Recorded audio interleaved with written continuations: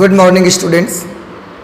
आशा करता हूँ कि आप सभी लोग बहुत अच्छे होंगे और साथ ही साथ अपने एग्जामिनेशन की तैयारी भी आप लोग बहुत बढ़िया तरीके से कर रहे होंगे। मेहनत ज़रूर करते रहिएगा, एग्ज़ाम नज़दीक हैं आपके। तो आज मैथमेटिक्स की इस क्लास में हम लोग प्रोबेबिलिटी, जैसा कि आपको पता ही है कि प्रोबेबिलिटी में लास्ट क्लास में हम लोगों ने जो थ्योरम्स पढ़ी थी, वैसे तीन मेन चीज़ें हमने स्टडी की हुई थी। एक तो पढ़ा था partition of a sample space, किसी प्रतिदर्श समष्टि के विभाजन किसे बोलते हैं। दूसरा हमने स्टडी किया थ्योरम ऑफ टोटल प्रोबेबिलिटी, संपूर्ण प्रायिकता का प्रमेय। तीसरी चीज़ जो हमने स्टडी की थी लास्ट क्लास में वो थी बेज थ्योरम, बेज की प्रमेय। उनको किस सिचुएशन पर अप्लाई करेंगे और उनके फॉर्मूले क्या होते हैं।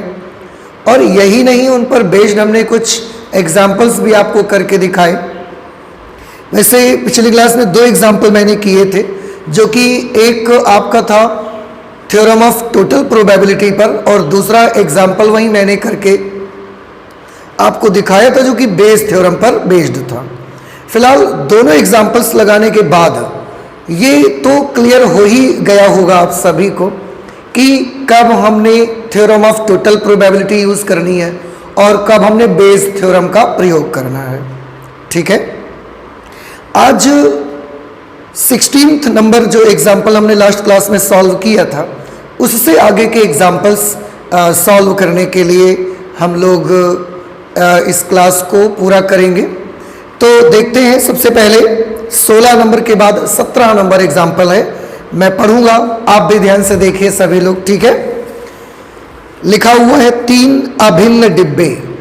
3 अभिन्न डिब्बे फर्स्ट, सेकंड और थर्ड दिए गए हैं, जहां प्रत्येक में 2 सिक्के हैं।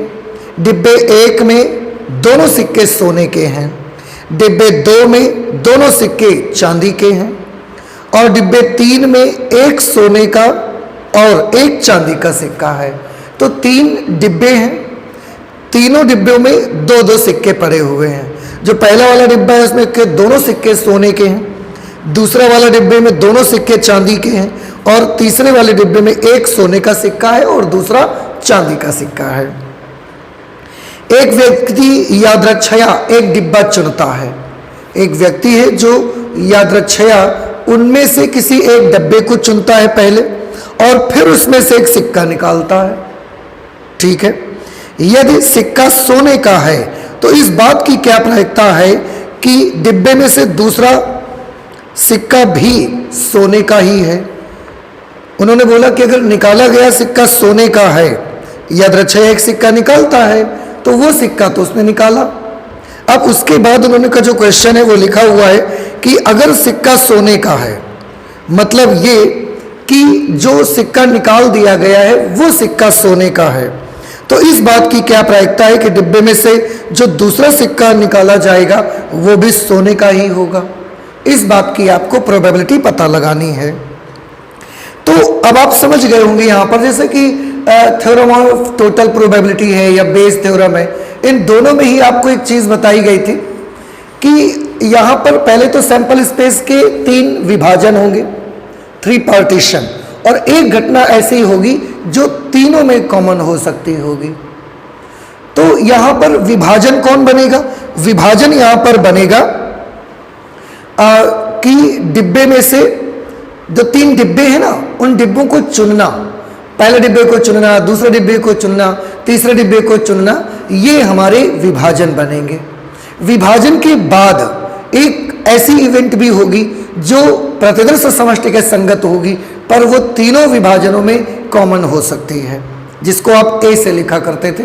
यहाँ पर वो घटना कौन सी बनेगी, इसमें से वो हमसे पूछा जा रहा है कि निकाला गया डिब्बे में दूसरा सिक्का भी सोने का ही है, ये पूछा जा रहा है। तो जो इसकी जो घटना बनेगी, ए बनेगी, वो ये बनेगी कि डिब्बे में सिक्का सोने का है। ठीक है, ये बनेगी ए घटना आपकी। अब हम चाहें तो इसका एक फिगर आपको बना के थोड़ा सा आइडिया मिल जाता है फिगर बनाने से। ये इसके 3 विभाजन मुझे करने पड़ेंगे, कैसे भी 3 विभाजन कर लो आप। ऐसे पार्टीशन कर लिए हमने। ये हमने मान लिया पहले डिब्बे को रिप्रेजेंट करता है, ये दूसरे डिब्बे को रिप्रेजेंट करता है, और ये तीसरे डिब्बे को रिप्रेजेंट करता है। ठीक, पहले डिब्बे में डिब्बे 1 में दोनों सिक्के सोने के हैं, दोनों सिक्के सोने के हैं। दूसरे डिब्बे में दोनों सिक्के चांदी के हैं, दोनों ही सिक्के चांदी के हैं, दोनों सिल्वर हैं। और तीसरे डिब्बे में एक सोने का सिक्का है और एक चांदी का सिक्का है, एक गोल्ड है और एक सिल्वर का कॉइन है। एक घटना इनमें से ऐसी है जो तीनों में कॉमन है, सैंपल स्पेस के संगत है, उस घटना को हम ए मान लेते हैं। सिक्का निकलने वाला सिक्का सोने का होने की घटना, ठीक है ना। अब हम इसको पहले नोट कर लेते हैं। माना ये डिब्बों को चुनने की जो घटना है इसको हम E1, E2, E3 मान लेते हैं। तो माना E1 is equal to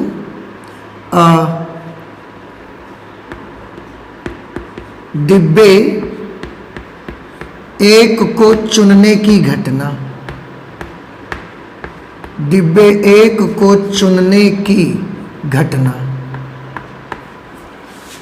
E2 डिब्बे 2 को चुनने की घटना, और E3 डिब्बे 3 को चुनने की घटना।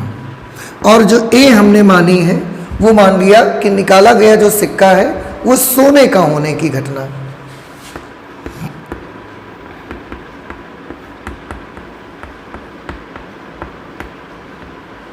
निकाला गया सिक्का सोने का, निकाला गया सिक्का सोने का होने की घटना। तो ये हमने 4 घटनाएं मान ली, जिसमें से 3 सैंपल स्पेस के विभाजन है, E1, E2 और E3, और एक ऐसी घटना है जो तीनों में कॉमन हो सकती है।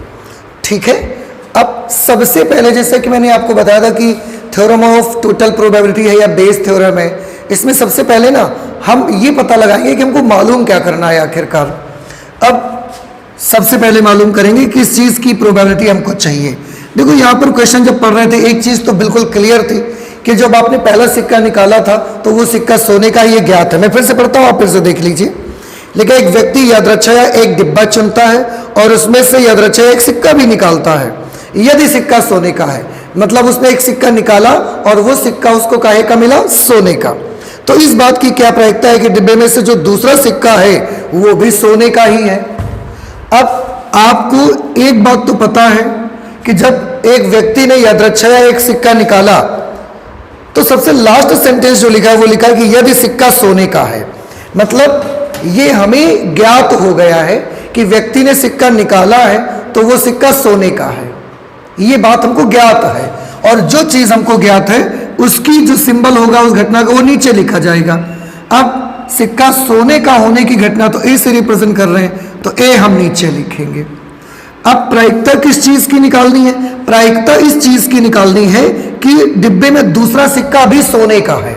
अब यहां पर थोड़ा सा ध्यान से देख सकते हैं आप एक चीज, बहुत गौर से देखिए कि जो पहला सिक्का निकाला गया है वो सोने का निकला है।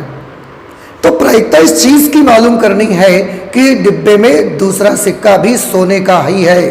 अब आप थोड़ा सा सोचिए, उन्होंने डायरेक्ट ये ना बोल करके कि अगर निकाला गया सिक्का सोने का है तो उस सिक्के का पहले डिब्बे से निकलने की प्रायिकता क्या होगी, ये ना पूछ करके उन्होंने ये बोल दिया है कि अगर निकाला गया सिक्का सोने का है तो उस डिब्बे में दूसरा सिक्का भी सोने का ही है, इस बात की क्या प्रायिकता होगी, ऐसे उन्होंने पूछ लिया है। पर एक्चुअली आप जानते हैं, एक्चुअली आपसे यही पूछा जा रहा है कि अगर निकाला गया सिक्का सोने का है तो पहले डिब्बे से वो सिक्का निकला है, इस बात की क्या प्रायिकता है। मीनिंग ये है, फिर से सुनिए, मैं ध्यान से बताता हूं। क्वेश्चन में बोला गया कि अगर निकाला गया सिक्का सोने का है तो दूसरा भी सिक्का सोने का है, इस बात की क्या प्रायिकता होगी। इसी में हम ये भी बोल सकते थे कि निकाला गया सिक्का सोने का है तो उस सिक्के के पहले डिब्बे में से निकलने की क्या प्रायिकता है, सेम चीज है। क्यों सेम चीज है, मैं आपको बता दूं कि यहां पर जो डिब्बे हैं ना, उसमें पहले डिब्बे में है गोल्ड के दोनों कॉइन हैं, दूसरे डिब्बे में दोनों कॉइन सिल्वर के हैं, और तीसरे डिब्बे में दोनों ही कॉइन्स में एक गोल्ड है और एक सिल्वर है। अब आप बेटा खुद सोचिए, अगर डिब्बा तीसरे से निकाला गया होता सिक्का, तीसरे से, तो आपको क्या मालूम है कि एक सिक्का निकाला गया वो गोल्ड का है, तो दूसरे का भी गोल्ड के आने की प्रायिकता बताओ। अगर एक सिक्का आपने निकाल दिया वो गोल्ड का है, तो इसमें दूसरा सिक्का तो गोल्ड का बचा ही नहीं ना, दूसरा सिक्का तो सिल्वर का बचा, तो इस डिब्बे से तो निकाला जा ही नहीं सकता। अगर थर्ड डिब्बे की आप बात करेंगे और उसमें से एक सिक्का आप निकाल चुके, वो गोल्ड का निकल गया, अब अगर गोल्ड का निकल गया उसमें से, तो तीसरे डिब्बे में तो दूसरा सिक्का गोल्ड का बचा ही नहीं, तीसरे डिब्बे में तो दूसरा सिक्का सिल्वर का बचा, तो इसके लिए तो पूछा नहीं जा रहा होगा, ये तो आउट हो गया। दूसरे डिब्बे की अगर बात करेंगे तो दूसरे डिब्बे में तो दोनों ही कॉइन सिल्वर के हैं, और व्यक्ति ने जब निकाला है तो पहला सिक्का गोल्ड का निकला है उसका, इसका मतलब है कि उसने दूसरे सिक्के से भी नहीं, दूसरे डिब्बे से भी नहीं निकाला होगा। अगर हम फर्स्ट बॉक्स की बात करें, पहले डिब्बे की बात करें, तो ये हो सकता है, इसी के साथ ही केवल हो सकता है कि जब आपने पहला सिक्का निकाला वो गोल्ड का निकला, तो दूसरा सिक्का भी उसमें गोल्ड का है। ये घटना केवल और केवल पहले डिब्बे के साथ ही घटित हो सकती है, बाकी सेकंड थर्ड इन दोनों में से किसी भी डिब्बे के साथ ये घटना घटित नहीं हो सकती है। तो जब उन्होंने ये पूछा कि यदि सिक्का सोने का है, ये बात हमें ज्ञात हो गई है, तो इस बात की क्या प्रायिकता है कि डिब्बे में दूसरा सिक्का भी सोने का है, पहला सिक्का सोने का है और डिब्बे में दूसरा सिक्का भी सोने का है। ये चीज केवल पहले डिब्बे में ही हो सकती है, और पहले डिब्बे को चुनने की घटना इवन है, इसका मतलब आपसे प्रोबेबिलिटी ऑफ इवन अपॉन ए की वैल्यू पूछी जा रही है। आई होप कि ये आर्ग्यूमेंट आपको समझ में आया होगा कि अगर एक सिक्का सोने का निकला है तो दूसरा सिक्का भी सोने का होगा, ये केवल इसी में हो सकता है। तो आप इस बात की प्रायिकता निकालो कि अगर पहला सिक्का गोल्ड का निकल चुका है, सोने का निकल चुका है, तो पहले डिब्बे से वो सिक्का आने की क्या प्रायिकता है। मीनिंग उसका वही बन रहा है, क्योंकि ये घटना और किसी डिब्बे के साथ नहीं हो सकती थी। अच्छा, अगर ये आपको निकालना है तो इसके लिए फॉर्मूला भी होता है, प्रोबेबिलिटी ऑफ इवन अपॉन ए का फॉर्मूला। यहां पर अब आप समझ सकते हैं कौन सी थ्योरम लगेगी, बेस थ्योरम लगेगी, probability theorem of total probability का यूज नहीं होगा। तो क्या फॉर्मूला लगेगा, probability of E one into probability of E one upon A, upon probability of E one into probability of E one upon A plus probability of E two into probability of E two upon A plus probability of E three into probability of E three upon A. ये formula लगा के आप अपने answer को निकाल सकते हैं। ठीक है, अब हम यही चीजें फाइंड आउट करेंगे और इस पे वैल्यू अप्लाई करेंगे। सबसे पहले प्रोबेबिलिटी ऑफ ई1 निकालेंगे, फिर प्रोबेबिलिटी ऑफ ई2 निकालेंगे और फिर प्रोबेबिलिटी ऑफ ई3 फाइंड आउट करेंगे। इसके बाद निकालेंगे प्रोबेबिलिटी ऑफ ई1 अपॉन ए, फिर प्रोबेबिलिटी ऑफ ई2 अपॉन ए और फिर फाइंड आउट करेंगे प्रोबेबिलिटी ऑफ ई3 अपॉन ए। तो चलिए, प्रोबेबिलिटी ऑफ ई1 मतलब डिब्बे 1 को चुनने की घटना, तो पी ऑफ ई1 का मतलब डिब्बे 1 के चुनने की प्रायिकता। अब सबसे पहले तो ये देखिए कि आपके पास 3 डिब्बे हैं और 3 डिब्बे में किसी भी एक डिब्बे को आप चुनने जाएंगे तो उसकी प्रायिकता 1/3 आपको मिलेगी। 3 में से एक डिब्बा चुनना है तो 1/3 ये प्रोबेबिलिटी आपको मिलेगी। तो तीनों में से किसी भी एक डिब्बे को चुनने जाओगे, चाहे पहले को या दूसरे को आप चुने या तीसरे को आप चुने, सबकी प्रायिकता 1/3 आ जाएगी।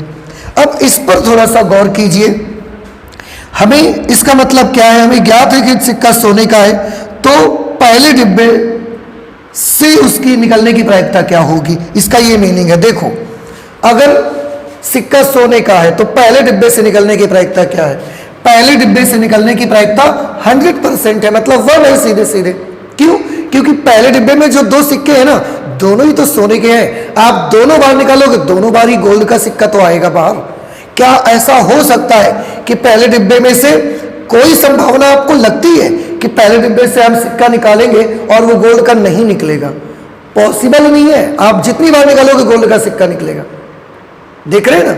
इसलिए पहले डिब्बे से गोल्ड का सिक्का निकलने की जो प्रोबेबिलिटी है 100% गोल्ड का ही सिक्का आएगा, यानी कि उसकी प्रोबेबिलिटी 1 के बराबर आ जाएगी। ठीक है? या तो आप ऐसे कर सकते हो कि टोटल कितने सिक्के हैं? टोटल सिक्के हैं 2, तो टोटल नीचे लिख दिया। गोल्ड के कितने हैं? गोल्ड के भी हैं 2, इसलिए इसकी प्रोबेबिलिटी कितनी बन जाएगी? 1। आप ये समझ लो।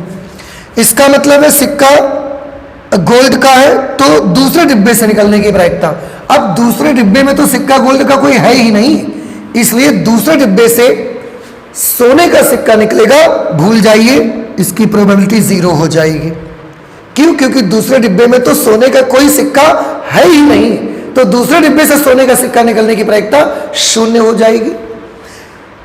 ऐसे ही तीसरे डिब्बे से सोने का सिक्का निकलने की प्रायिकता, तीसरे डिब्बे से सोने का सिक्का निकलने की प्रायिकता 1/2 आएगी। क्यों? क्योंकि टोटल सिक्के कितने हैं? 2, सोने का सिक्का कितना है? 1, तो उसकी प्रोबेबिलिटी 1/2 के बराबर आ जाएगी। ठीक है? अब हमें ये सारी वैल्यूज इसमें रख देनी है। Therefore probability of E1 upon A, मैं फॉर्मूला दोबारा नहीं लिखूंगा, इस पे वैल्यू लिखूंगा। Probability of E1 is 1/3, probability of E1 upon A, E1 upon A की जगह पर 1 आएगा, अपॉन यहां पर 1/3 इंटू 1, यहां 1/3 इंटू 0, यहां 1/3 इंटू 1/3 इंटू 1/2, इस तरह से। अब ये 1/3 अपॉन 1/3 प्लस 1/6, इसको थोड़ा सा आप कैलकुलेट कर लीजिए। अगर आप इसका डिनोमिनेटर सेम करोगे, 2 का गुणा ऊपर 2 का गुणा नीचे, तो ये 2/6 आएगा। अब 2/6 प्लस 1/6 ये बन जाएगा 3/6, और इसे कैलकुलेट करिए तो 1/3 इंटू 6 अपॉन 3, ये पलट जाएगा, ये 3 दूना 6, इस तरीके से इसकी प्रोबेबिलिटी आ जाएगी 2/3। ठीक है? आई होप कि ये चीज़ आपको समझ में आई होगी कि 3 विभाजन हुए, पहले डिब्बे को चुनना, दूसरे डिब्बे को चुनना, तीसरे डिब्बे को चुनना, चौथी घटना बनी, निकाला गया सिक्का सोने का होने की घटना। ठीक है? और उस तरह से हमने इसको सॉल्व किया कि दूसरा सिक्का भी सोने का हो। पहला सिक्का तो सोने का निकल ही चुका है, दूसरा सिक्का भी सोने का हो। ऐसा तभी पॉसिबल है जब आप डिब्बे 1 से सिक्का निकालेंगे, तो सोने का सिक्का डिब्बे 1 से निकलने की प्रायिकता आपको मालूम करनी थी। बस लैंग्वेज थोड़ा सा उन्होंने घुमा फिरा के आपको दे दिया है ताकि आपको कंफ्यूज किया जा सके थोड़ा सा। तो आप इसे नोट कर लीजिए, 17 नंबर एग्जाम्पल है, इसके बाद और लगाते हैं 18th number. Okay, next example लेते हैं, एग्जाम्पल नंबर 18। ठीक है? लेकिन मान लें कि एक HIV परीक्षण की विश्वसनीयता निम्नलिखित प्रकार से निर्दिष्ट की गई है। HIV परीक्षण हुआ होगा लोगों का, और उसकी जो रिलायबिलिटी है, उसकी जो विश्वसनीयता है, उसको इन्होंने निम्न प्रकार से निर्दिष्ट किया है। उसके बारे में कुछ बताया जा रहा है, मैं वो पढ़ता हूं, उसको जरा सुनिए। लिखा है HIV पॉजिटिव व्यक्तियों के लिए परीक्षण 90% पता लगाने में और 10% पता न लगाने में सक्षम है। कहने का उनका मतलब यह है कि HIV पॉजिटिव व्यक्तियों के लिए, मतलब अगर व्यक्ति HIV पॉजिटिव है और हम उसका टेस्ट करवाते हैं तो 90% केसेस में परीक्षण पता लगा के बता देता है कि वाकई में ये आदमी HIV पॉजिटिव है। लेकिन 10% ऐसी भी सिचुएशन है जब वो व्यक्ति HIV पॉजिटिव होता है पर वो 10% केसेस में नहीं बता पाता, परीक्षण जो होता है। आगे HIV से स्वतंत्र व्यक्तियों के लिए, और अगर ऐसे व्यक्तियों को लिया जाता है जो HIV से स्वतंत्र हैं, तो ऐसी सिचुएशन पर वो जो टेस्ट है वो 99% सही पता लगा देता है, मतलब बता देता है कि वाकई में ये व्यक्ति HIV से ग्रस्त नहीं है।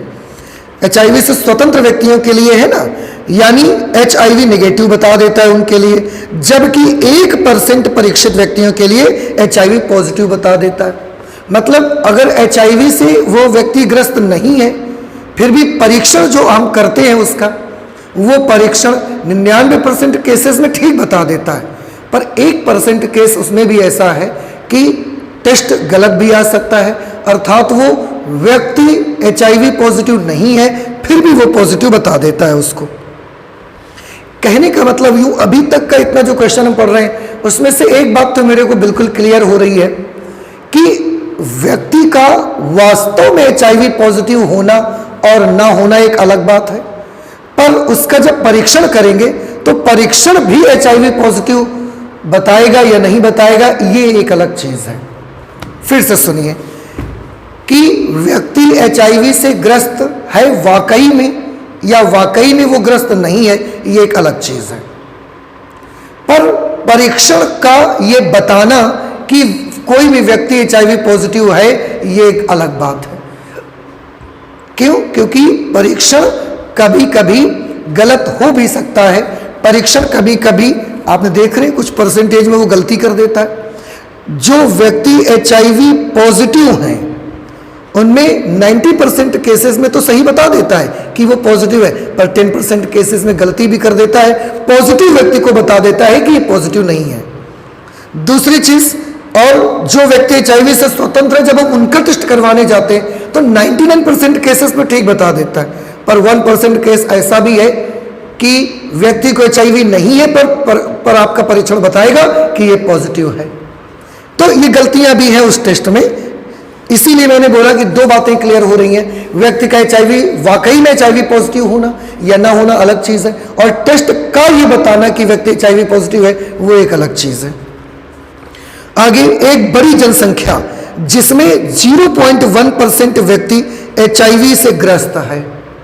हमने एक बड़ी जनसंख्या ली जिसमें 0.1% लोग उस जनसंख्या में HIV से ग्रस्त थे, उनको वास्तव में HIV था, में से एक व्यक्ति को यादृच्छिक चुना जाता है। उसमें से हमने एक व्यक्ति को चुना और उसका परीक्षण किया गया।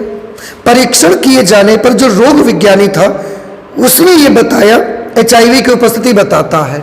हमने एक व्यक्ति का परीक्षण किया तो टेस्ट ने हमको बताया कि वो HIV पॉजिटिव है, उसमें HIV का वायरस उपस्थित है, ये टेस्ट ने बताया। पर संभावना है कि वो आदमी वास्तव में HIV पॉजिटिव है, हो भी सकता है, और वास्तव में HIV पॉजिटिव नहीं भी हो सकता है, क्योंकि टेस्ट तो गलती भी कर सकता है।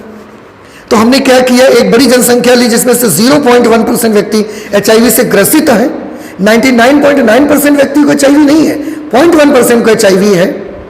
उसमें से एक व्यक्ति को चुना गया और उस व्यक्ति का टेस्ट किया गया, तो रोग विज्ञानी HIV की उपस्थिति बताता है, टेस्ट बताता है कि इसको HIV है। अब क्या प्रायिकता है कि वो व्यक्ति वास्तव में HIV पॉजिटिव है? अब यहां पर जैसे मैंने क्वेश्चन पढ़ा और बीच बीच में आपको बताया, तो उसके आधार पर हम ये सोच सकते हैं कि इस क्वेश्चन में सैंपल स्पेस के दो विभाजन हैं। एक विभाजन है कि व्यक्ति वास्तव में HIV पॉजिटिव है, दूसरा विभाजन होगा कि व्यक्ति वास्तव में HIV पॉजिटिव नहीं भी हो सकता है, हो भी सकता है, नहीं भी हो सकता है। तो सबसे पहले तो मैं यही कर लूंगा, एक सैंपल स्पेस और सैंपल स्पेस के दो विभाजन हम कर लेंगे, जिसमें से एक को मान लेंगे घटना E1 और एक को मान लेंगे घटना E2। और अब आप ये घटना पहचान रहे हैं, घटना E1 हमने किसको माना E1 व्यक्ति के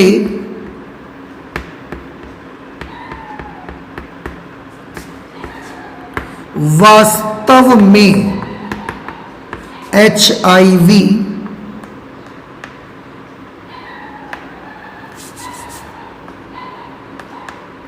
ग्रस्त होने की घटना, वास्तव में HIV ग्रस्त होने की घटना। और E2 व्यक्ति के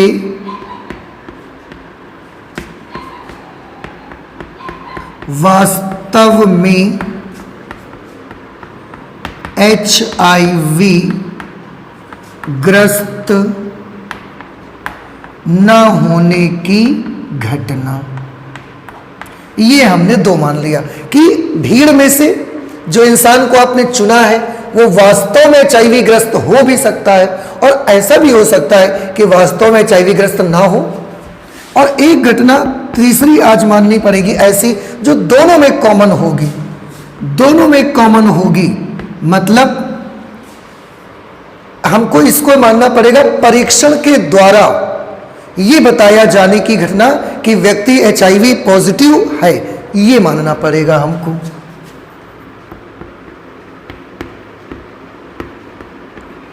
परीक्षण के द्वारा यह बताया जाना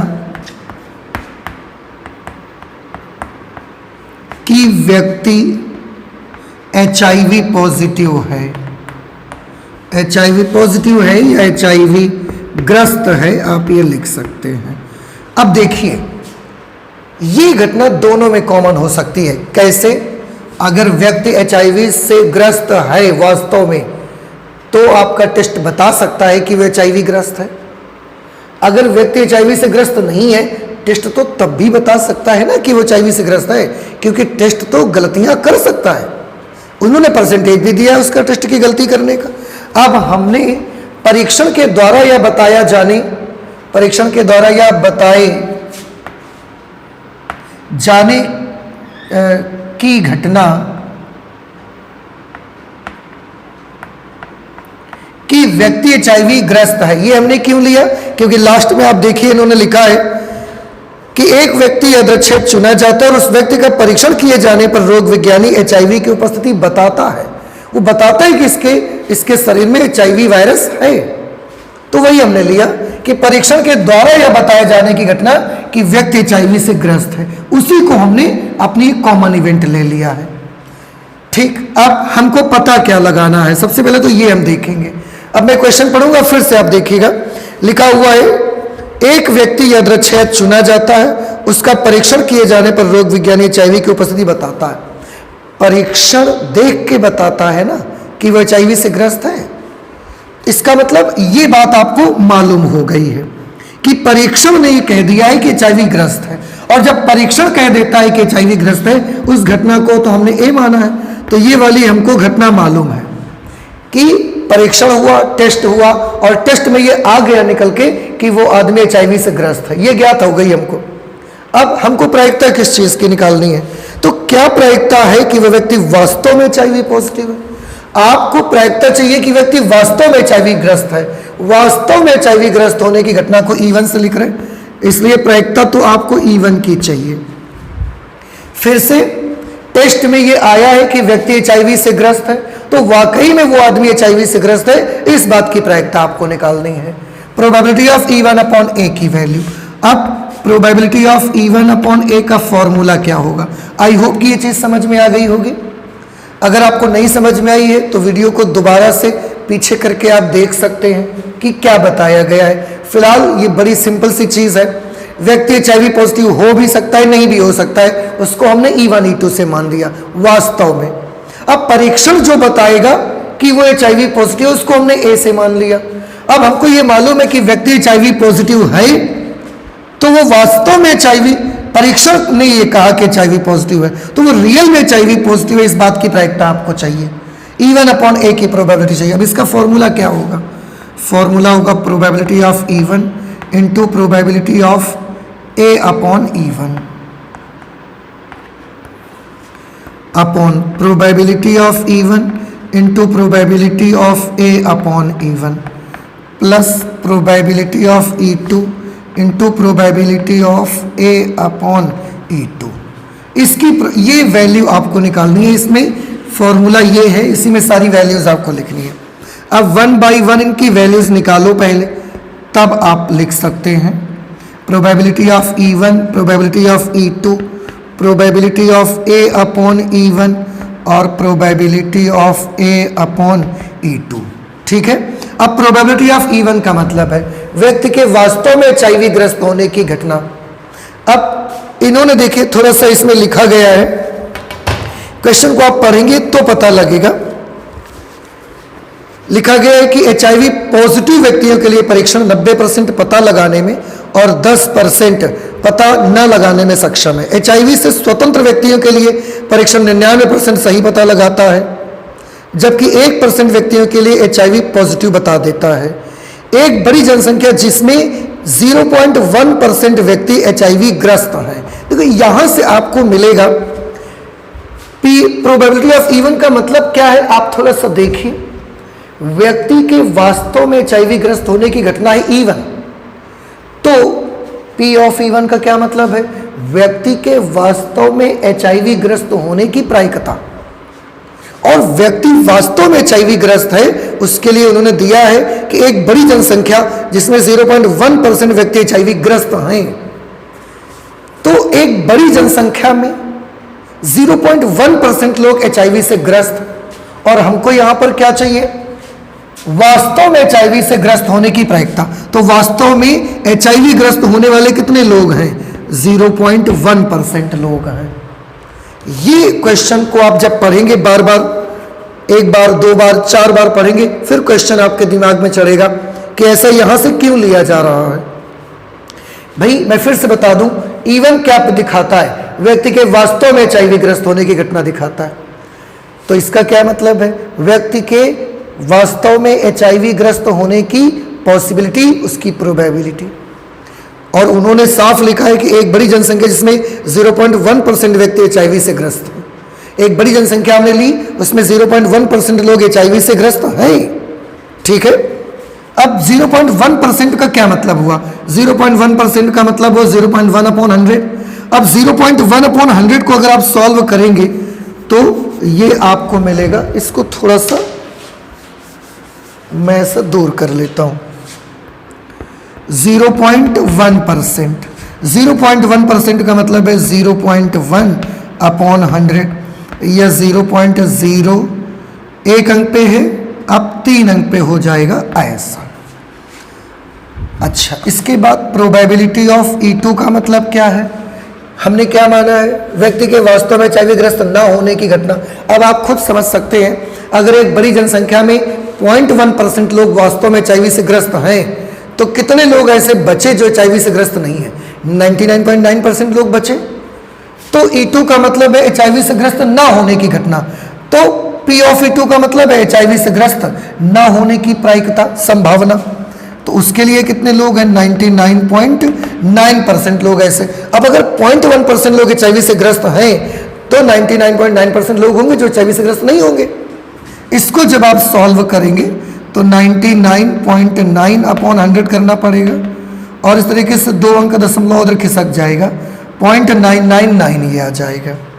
अब A/E1 देखो, इसका क्या मतलब है, A/E1 इसका मतलब है कि इवन हमको ज्ञात है, मतलब वो आदमी HIV पॉजिटिव है। और A का मतलब है परीक्षण द्वारा ये बताया जाए कि HIV ग्रस्त है। तो इस पूरे का मीनिंग क्या निकला, इस पूरे का मीनिंग निकला कि व्यक्ति HIV ग्रस्त है, परीक्षण ने भी कहा कि HIV ग्रस्त है। देखो, E1 वास्तव में HIV ग्रस्त है, A परीक्षण ने कहा कि HIV ग्रस्त है। तो एक व्यक्ति है वास्तव में HIV ग्रस्त है और परीक्षण भी कहता है कि HIV ग्रस्त है। इसका मतलब परीक्षण सही बता रहा है। थोड़ा सा सोचने की कोशिश करिए कि एक व्यक्ति HIV से ग्रसित है और परीक्षण भी कहता है कि HIV ग्रस्त है, इसका मतलब परीक्षण सही बता रहा है। तो ऐसा कितने % होता है कि व्यक्ति HIV से ग्रस्त हो और परीक्षण भी कह दे कि HIV से ग्रस्त है। ऐसा देखो, आप सबसे पहले लिखा था कि HIV पॉजिटिव व्यक्तियों के लिए 90% पता लगा लेता है। मतलब अगर व्यक्ति HIV पॉजिटिव है तो परीक्षण भी उसको HIV पॉजिटिव बताएगा, ऐसा 90% केस में होता है। तो व्यक्ति HIV पॉजिटिव है और परीक्षण भी उसको HIV पॉजिटिव बता देगा, ऐसा 90% केस में होता है। तो ये मुझे 90% लेना पड़ेगा, फिर तो 90% या 90/100 करेंगे, ये 0.9 आ जाएगा। नेक्स्ट, प्रोबेबिलिटी ऑफ A/E2, जो कुछ कसर रह गई होगी इसके समझने में, यहां से पूरा क्लियर हो जाएगा। क्या, अब ये हमें ज्ञात है, ये ज्ञात है मतलब हमको मालूम है कि वास्तव में HIV ग्रस्त नहीं है व्यक्ति वास्तव में HIV ग्रस्त नहीं है, तो एक ही प्रायिकता। फिर भी परीक्षण कहता है कि HIV ग्रस्त है, व्यक्ति HIV ग्रस्त नहीं है पर परीक्षण कह रहा है कि HIV ग्रस्त है, यानी कि परीक्षण गलत बता रहा है। ऐसे सिचुएशन पे देखो क्या होगा, कितने % संभावना है कि व्यक्ति HIV से ग्रस्त नहीं है और परीक्षण कह रहा है कि HIV ग्रस्त है। उसको पढ़िए। आगे लिखा था कि पॉजिटिव व्यक्तियों के लिए 90% पता लगाने में और 10% पता न लगाने में सक्षम है। HIV से स्वतंत्र व्यक्तियों के लिए, अब देखिए यहां से इसको समझने की कोशिश करिए। HIV से स्वतंत्र व्यक्ति के लिए, यानी कि व्यक्ति HIV से स्वतंत्र, उसको HIV नहीं है, HIV नहीं है उसको। परीक्षण 99% सही पता लगा देता है, यानी कि HIV निगेटिव बताता है, जबकि 1% परीक्षित व्यक्तियों के लिए HIV पॉजिटिव बता देता है। व्यक्ति को HIV नहीं है यह आपको मालूम है, फिर भी परीक्षण HIV बता देता है। आपने अभी अभी पढ़ा, ऐसा 1% केस में होता है। देखिए ये मैंने कहां से पता लगाया, यहां से कि HIV से स्वतंत्र व्यक्तियों के लिए, मतलब व्यक्तियों को HIV नहीं है, ग्रस्त नहीं है वो, फिर भी HIV बता देना परीक्षण का, उसको यहां नोट करना है। तो HIV से स्वतंत्र के लिए 99% सही पता लगा देता है, यानी कि HIV नेगेटिव बता देता है, जबकि 1% परीक्षित व्यक्तियों के लिए HIV पॉजिटिव बता देता है। HIV से ग्रस्त नहीं है पर 1% केस में वो HIV बता देता है। इसी की तो प्रोबेबिलिटी आपको यहां लिखनी है कि व्यक्ति को HIV नहीं है फिर भी परीक्षण कह रहा है कि HIV है, ऐसा 1% केस में होता है। और 1% का मतलब 1/100, मतलब 0.01। अब ये सारी वैल्यूज जब आप निकाल चुके हैं ना, अब ये सारी वैल्यूज यहां पर लिख दीजिए। Probability of E1/A is equal to, formula में दोबारा नहीं लिखूंगा, इस पे वैल्यू लिखूंगा। प्रोबेबिलिटी ऑफ E1 की वैल्यू कितनी है, ये है 0.001 और A/E1 का मान कितना है 0.9 अपॉन, फिर से प्रोबेबिलिटी ऑफ E1 तो 0.001 0.9 प्लस प्रोबेबिलिटी ऑफ E2 के लिए आएगा 0.999 इंटू A/E2 के लिए आएगा 0.01। ठीक है, अब इसको आप सॉल्व करिए। इसका सॉल्यूशन करेंगे तो 9 आएगा, 1 और 3 4 अंकों पे दशमलव, ये आ जाएगा। यहाँ पर ऐसा इसका गुणा करेंगे तो 9 और 4 अंकों पे दशमलव, ये आ जाएगा। 9 के इधर 3 0 लगेंगे, इसमें आएगा तो 999 है क्योंकि 1 से मल्टीप्लाई होगा, पर 2 3 5 अंक पे दशमलव लगेगा, यहाँ पे दशमलव आ जाएगा। अब आप इसको थोड़ा सा सॉल्व कर लीजिए। इसमें 5 अंक पर लगाने के लिए हम यहाँ एक 0 बना सकते हैं, तो 0.0009 अपॉन, इसको ऐड करेंगे तो 9 आ जाएगा। 9 9 18 हासिल लगा 1, 9 1 10, उसके बाद 1 0 दशमलव, क्योंकि 1 2 3 4 5 अंक पे दशमलव लगना है। ठीक है, ये 4 अंक पे, ये 5 अंक पे, तो ऊपर एक 0 हम बढ़ा सकते हैं, 90/1089। अब इसको आप कैलकुलेशन कर सकते हैं, इस पे आंसर हम देख लेते हैं कि कितना दिया जा रहा है। 90/1089, 90/1089, यही प्रोबेबिलिटी इसकी निकल करके आ जाएगी। बस ये हो गया है कि अगर आप इससे इसको डिवाइड कर देंगे तो ये अप्रॉक्सीमेटली 0.83 के आसपास आ जाएगा। ठीक है, तो उसमें कोई प्रॉब्लम नहीं है, आप अगर ये भी लिखेंगे तो ये भी आंसर आपका सही है। तो ये जो क्वेश्चन था थोड़ा सा कॉम्प्लेक्स जरूर लगेगा आपको, पर एक जनरलाइज्ड कंडीशन अगर आप सोच के चलेंगे ना तो वाकई में आप पाएंगे कि हम जो टेस्ट करते हैं किसी भी चीज़ का बॉडी का कोई टेस्ट होता है, तो आपको क्या लगता है कि वो टेस्ट हमेशा 100% सही ही होता होगा? ऐसा ज़रूरी नहीं है। वही चीज़ इस क्वेश्चन में भी थी कि सैंपल स्पेस के विभाजन तो 2 हो गए कि वास्तव में व्यक्ति HIV पॉजिटिव हो भी सकता है और HIV पॉजिटिव नहीं भी हो सकता है, पर अगर ऐसे केस में हम दोनों व्यक्तियों का परीक्षण करने जाएंगे तो वो परीक्षण सही भी बता सकता है और गलत भी बता सकता है। पर आपको आपने जो सिंबल लिए हैं उनके साथ रहना है, उनके अकॉर्डिंग आपको अपनी थिंकिंग डेवलप करनी है। कि प्रोबेबिलिटी ऑफ इवन का मतलब है HIV, वाकई में HIV पॉजिटिव होने की प्रायिकता और वाकई में HIV पॉजिटिव ना होने की प्रायिकता। HIV पॉजिटिव है और परीक्षण ने बताया है कि HIV पॉजिटिव है, उसकी प्रायिकता। HIV पॉजिटिव नहीं है वास्तव में, पर फिर भी कह रहा है परीक्षण कि HIV पॉजिटिव है। ऐसा कितने % केस होते हैं? क्वेश्चन में सब लिखा है, केवल आपको पिकअप करना है कि कौन सी चीज़ वहाँ से लेनी है हमको। तो आई होप कि ये चीज़ समझ में आई होगी। आप 1 नहीं 2 नहीं 4 बार लगाइए, पूरा क्लियर हो जाएगा क्वेश्चन। आपको बार बार इसको रिमाइंड करके देखिए, आपको आ जाएगा सारा कुछ। ठीक है, आप नोट करिए। इसके बाद हम 19th क्वेश्चन सॉल्व करते हैं। ओके, नेक्स्ट एग्जाम्पल है बेटा, एग्जाम्पल नंबर 19। लिखा हुआ है एक बोल्ट बनाने के कारखाने में मशीनें A, B और C कुल उत्पादन का क्रमशः 25%, 35% और 40% बनाती हैं। मतलब 25% बोल्ट मशीन A से बनता है, 35% बोल्ट मशीन B से बनता है और 40% बोल्ट मशीन C से बनता है। आगे लिखा इन मशीनों के उत्पादन का क्रमशः 5, 4 और 2% भाग खराब भी हो जाता है। मतलब 25% बोल्ट मशीन A से बनता है, पर उनमें से 5% खराब भी हो सकता है। 35% वोल्ट मशीन B से बनता है, पर 4% उस मशीन में खराब भी हो जाता है। 40% वोल्ट भली मशीन C से बनता है, पर उनमें से 2% वोल्ट खराब भी हो सकता है बोल्ट। आगे लिखा है बोल्टों के कुल उत्पादन में से 1 बोल्ट यादृच्छिक निकाला जाता है। जब बोल्ट बन गए पूरे, टोटल जो प्रोडक्शन उनका हुआ, उनमें से हमने 1 वोल्ट सीधे निकाला। जो 1 वोल्ट निकाला गया और पाया जाता है कि खराब पाया गया। जब हमने चुन के लाए उसको तो वो खराब पाया गया, समझ लो कि हमें ज्ञात हो गया।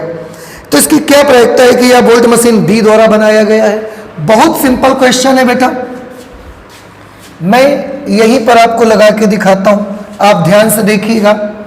ये एक सैंपल स्पेस बना लिया।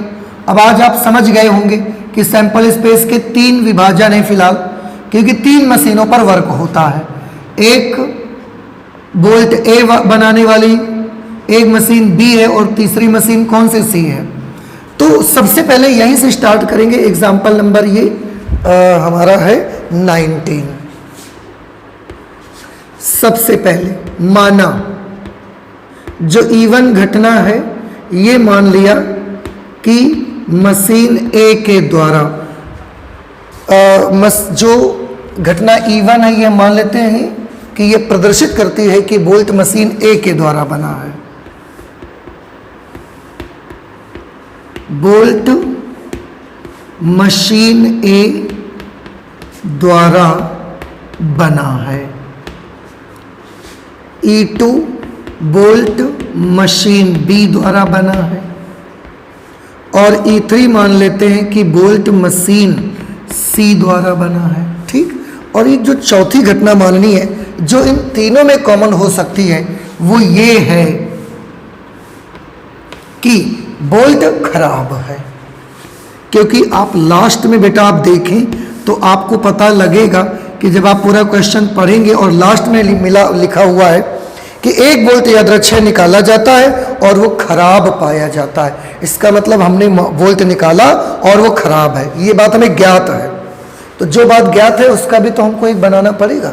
और बोल्ट खराब होने में मशीन A में खराब निकल सकता है, B में भी खराब हो सकता है, C में भी खराब हो सकता है, इसलिए तीनों में ये घटना कॉमन हो गई। ठीक है, अब हमें कैलकुलेट क्या करना है एक्चुअली तो हमने जब क्वेश्चन पढ़ा तो एक बात पता चली कि जो 1 वोल्ट निकाला गया था वो वोल्ट कैसा पाया गया? खराब पाया गया।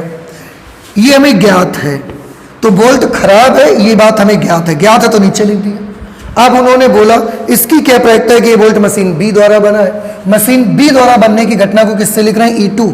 तो आपको E2 की प्रोबेबिलिटी मालूम करनी है। कितना सिंपल है, देखो वोल्ट खराब है ये हमें ज्ञात है, तो वो वोल्ट मशीन B पर बना हुआ है।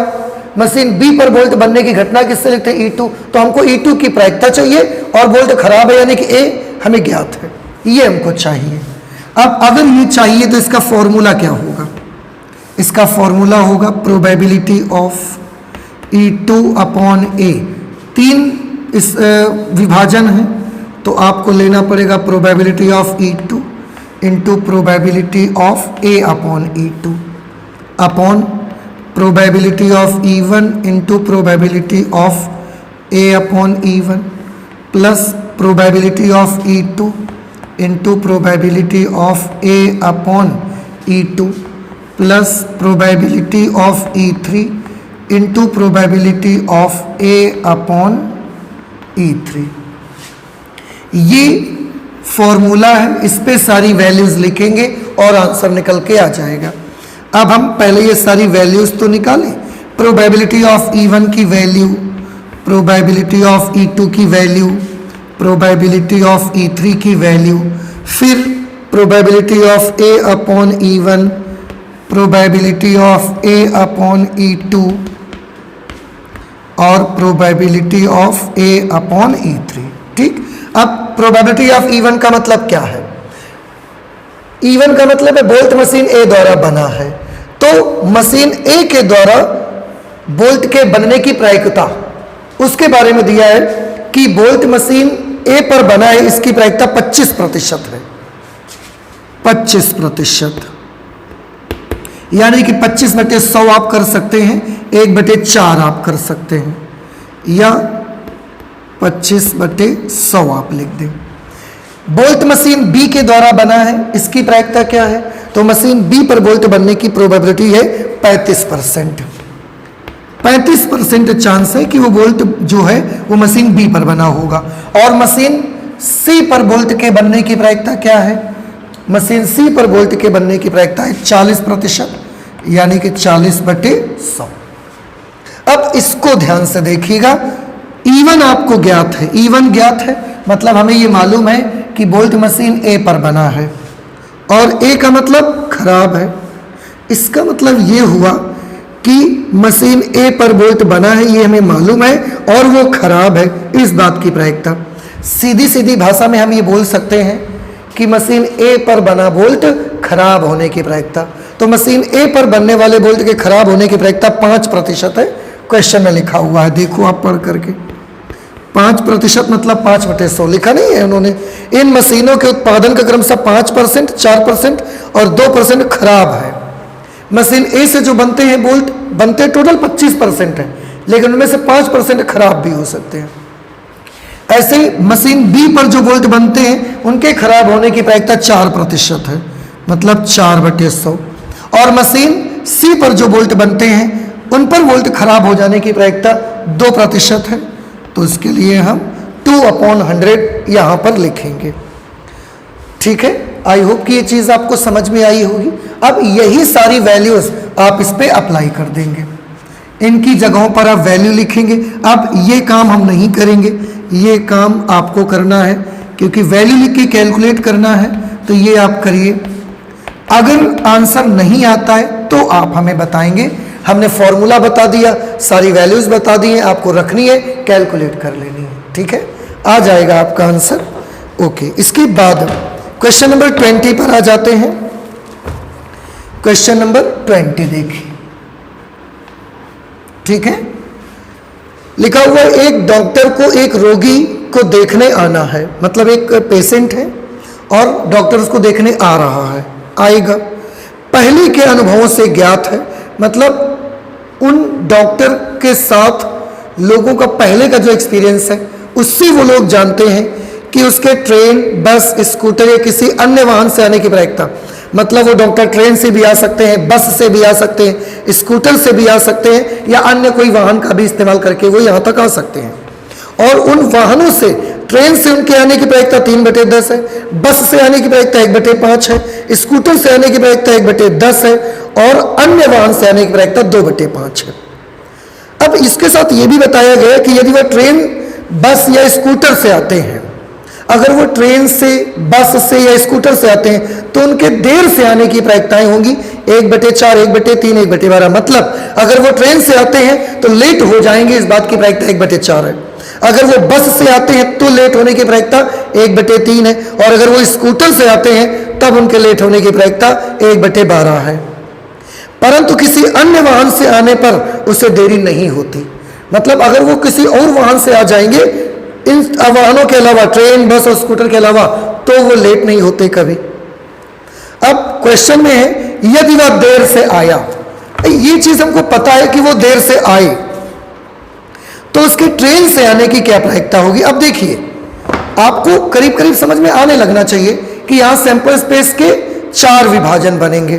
ट्रेन, बस, स्कूटर और एक अन्य का बनाना पड़ेगा।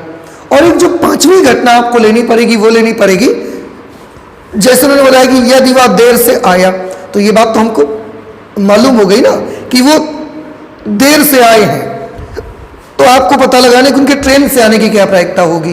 तो ये 5वीं घटना होगी कि डॉक्टर के देर से आने की घटना। हम इसका एक छोटा सा फिगर बना लेते हैं। ये सैंपल स्पेस इस तरह से, तो ये हमने मान लिया, एक सीरियल देख लेते हैं कैसा है। ट्रेन, बस, स्कूटर, ये ट्रेन है, ये बस है, ये स्कूटर है और ये अदर्स। इन घटनाओं को आपको पहले मानना पड़ेगा। माना इवन डॉक्टर के ट्रेन से आने की घटना, ये सैंपल स्पेस के 4 विभाजन है। डॉक्टर के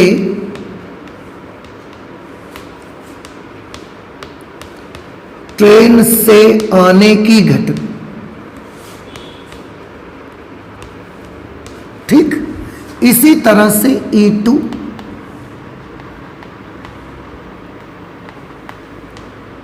डॉक्टर के ट्रेन के बाद दूसरा दिया है बस, डॉक्टर के बस से आने की घटना,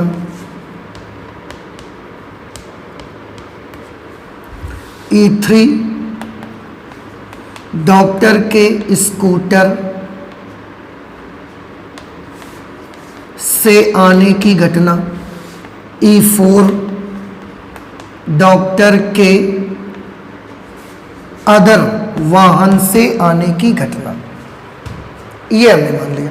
और एक घटना जो सब में कॉमन हो सकती है, वो है उनका लेट आना, डॉक्टर के देर से आने की घटना।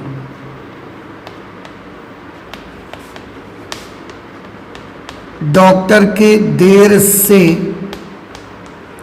आने की घटना, ये हमने ए मान लिया। क्योंकि अगर वो ट्रेन से आ रहे तो भी लेट हो सकते हैं, बस से आ रहे तो भी लेट हो सकते हैं, स्कूटर से तो भी लेट हो सकते हैं, अदर से आ रहे हैं तो भी लेट हो सकते हैं। हालांकि इस क्वेश्चन में दिया कि अगर वो अदर से आएंगे तो फिर वो लेट नहीं होंगे, तो ठीक है। लेकिन हुआ तो जा सकता है ना अदर से भी। प्रॉपर इस क्वेश्चन में जब वो अदर से आते हैं तो लेट नहीं होते। ये एक स्पेशल केस है। अब आप समझ गए होंगे। सबसे पहले ये पता लगाएंगे कि हमको निकालना क्या है। अब देखो, आपको पता चल गया कि डॉक्टर साहब देर से आए हैं, तो उनके ट्रेन से आने की प्रायिकता, देर से आए ये बात मालूम है, तो ए नीचे लिखेंगे। अब ट्रेन से आने की प्रायिकता क्या होगी, तो ट्रेन से आने की घटना E1 है, तो E1 अपॉन ए की वैल्यू इसका मतलब पूछी जा रही। देर से आए हैं ये हमको मालूम है, पर वो ट्रेन से आएंगे इस बात की क्या प्रायिकता, तो E1 की प्रायिकता आपको चाहिए। ट्रेन से आने के लिए E1 घटना है ना, ओके। अब इसके लिए फॉर्मूला क्या यूज करेंगे आप, प्रोबेबिलिटी ऑफ E1 अपॉन एक वैल्यू क्या यूज करी जाएगी, तो उसका फॉर्मूला होगा probability of E1 into probability of A upon E1 upon probability of E1 probability of A upon E1 plus probability of E2 into probability A upon E2 plus probability of E3 into probability of A upon E3 plus probability of E4 into probability of A up E4। ये formula है, इसी पर हमें सारी values रखनी पड़ेंगी। अब हम ये सारी वैल्यूज आपको बताते हैं। प्रोबेबिलिटी ऑफ E1 की वैल्यू, प्रोबेबिलिटी ऑफ E2 की वैल्यू, प्रोबेबिलिटी ऑफ E3 की वैल्यू और प्रोबेबिलिटी ऑफ E4 की value. Probability of A upon E1, probability of A upon E2, probability of A up E3 और probability of A upon E4। चलिए सबको बारी बारी से निकालते जाइए। E1 ट्रेन से आने की प्रायिकता, देखिए सबका लिखा हुआ है, ट्रेन से आने की प्रायिकता है 3/10, 3/10। बस से आने की प्रायिकता, बस से आने की प्रायिकता है 1/5, स्कूटर से आने की प्रायिकता 1/10 और अन्य वाहन से आने की प्रायिकता 2/5। इसका क्या मतलब है? हमें मालूम है कि ट्रेन से आए हैं तो लेट होने की, देर से आने की प्रायिकता, ट्रेन से आए हैं तो देर होने की प्रायिकता, जब ट्रेन से आते हैं तो देर से आने की प्रायिकता 1/4 है। बस से आए हैं तो लेट आने की प्रायिकता 1/3, स्कूटर से आने पर देर होने की प्रायिकता 1/12 और जब वो अदर से आते हैं तो लेट होते ही नहीं है, इसलिए इसकी प्रायिकता 0 आ जाएगी। ठीक है, लेट होएगी नहीं ना वो। अब आपको उसमें रखना है सारी वैल्यूज, कैलकुलेट करना है, तो ये क्वेश्चन भी आप स्वयं से करेंगे। ठीक है, कोई प्रॉब्लम आने पर आप मुझे बताइएगा, अदरवाइज इसको भी आप सॉल्व लीजिए। मैं इसके बारे में बता देता हूं कि इसको जब आप सॉल्व करेंगे तो इसका आंसर आएगा 28/69। ऐसे ही जब इसको सॉल्व करेंगे तो इसका पूरा आंसर आपको मिलेगा 1/2। ठीक है, तो नोट कर लीजिए। आई होप कि ये चीज़ आपको समझ में आई होगी। इसके बाद हम एग्जाम्पल नंबर 21 सॉल्व करते हैं। ठीक है,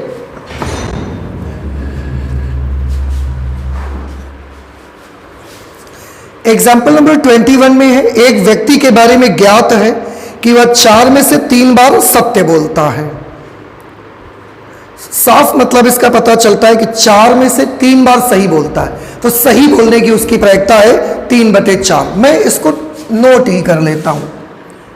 व्यक्ति के सत्य बोलने की प्रायिकता,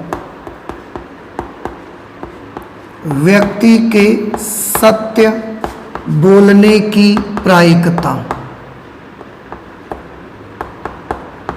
4 में से 3 बार सही बोलता है, इसलिए सत्य बोलने की प्रायिकता 3/4। तो व्यक्ति के सत्य न बोलने की प्रायिकता कितनी होगी? सत्य बोलने की प्रायिकता 3/4 है, तो सत्य न बोलने की प्रायिकता निकालने के लिए 1 में से इसको माइनस कर लीजिए तो 1/4 आ जाएगी। इसकी जरूरत हमको पड़ेगी। वह एक पासे को उछालता है और बतलाता है कि उस पर आने वाली संख्या 6 है। पासे को उसने उछाला और ये बताया कि उसमें संख्या 6 आई, पर हम उसके बताने पर यकीन तो नहीं कर सकते ना, क्योंकि वो सही भी बोल सकता है, वो झूठ भी बोल सकता है। बतलाता है कि उस पर आने संख्या 6, इसकी प्रायिकता ज्ञात कीजिए कि पासे पर आने वाली संख्या वास्तव में 6 है। देखिए यहां पर भी क्वेश्चन जैसे HIV वाला हम लोगों ने लगाया था कि पासे पर आने वाली संख्या वास्तव में 6 हो भी सकती है और वास्तव में 6 नहीं भी हो सकती है। अब पहले तो इसको हम ले लेते हैं। ये सैंपल स्पेस की 2 घटनाएं होंगी। माना E1 पासे पर वास्तव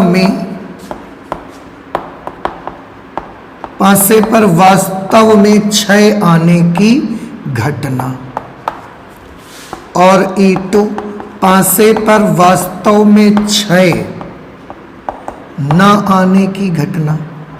भाई पासे को जब हम फेंकेंगे तो 6 आ भी सकता है और 6 नहीं भी आ सकता है। अगर इसका हम सैंपल स्पेस बना के दिखाएं तो केवल 2 ही विभाजन बनेंगे, एक E1 और एक E2, 6 आने का और 6 ना आने का। या तो 6 आएगा या तो फिर नहीं आएगा। लेकिन एक घटना दोनों में कॉमन हो सकती है, क्या? कि वो आदमी, वो व्यक्ति तो बोल सकता है ना, पासे पर 6 आया तब भी बोल सकता है कि आ गया, पासे पर 6 नहीं आएगा वो तब भी कह सकता है कि 6 आ गया, क्योंकि उसको झूठ बोलना भी आता है। अब इसमें लिखा है इसकी प्रायिकता ज्ञात कर। देखो इसमें मैं फिर से पढ़ता हूं, लिखा है वह एक पासे को उछालता है और बतलाता है कि उस पर आने वाली संख्या 6 है। तो हम जो तीसरी घटना ले लेते हैं वो ये ले लेते हैं कि व्यक्ति द्वारा या बतलाने की घटना कि पासे पर 6 आया है, इसको हम कॉमन इवेंट ले लेते हैं। ए, व्यक्ति द्वारा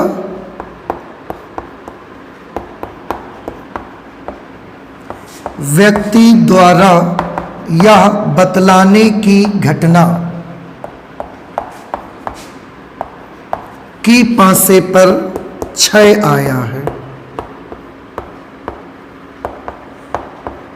इसको हमने ए से ले लिया, क्योंकि वो 6 आएगा तो भी बोल सकता है 6 आया है, जब 6 नहीं आएगा वो तब भी कह सकता है कि 6 आया है। क्यों? क्योंकि उसको झूठ बोलना भी आता है।